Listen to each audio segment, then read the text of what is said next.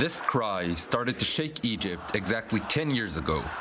In just a few days, over 1 million Egyptians took to the streets, calling for the ouster of President Hosni Mubarak, demanding justice, freedom, and food, in what was one of the first demonstrations of the power social networks have.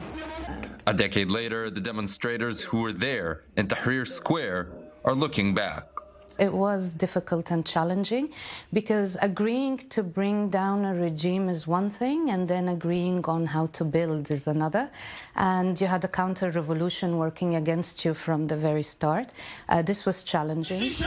18 days into the protests, Mubarak resigned and the military took power.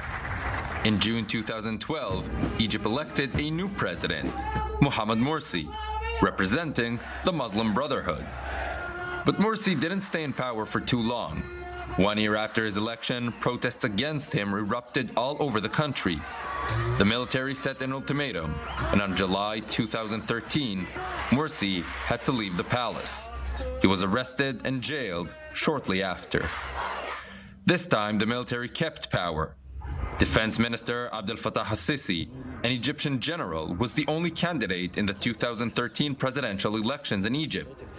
He has ruled the country ever since. Members of the current parliament tried to paint the January revolution of 10 years ago as a success. Weren't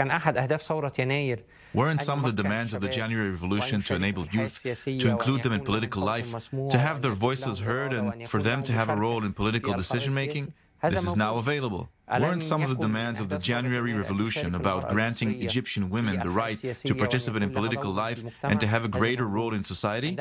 This is now available. But the real changes in Egypt are minor. Elections are far-fetched, and freedom of press is one of the worst in the world. Some, however, are still optimistic, hoping the effect of that dramatic month 10 years ago are still to be seen.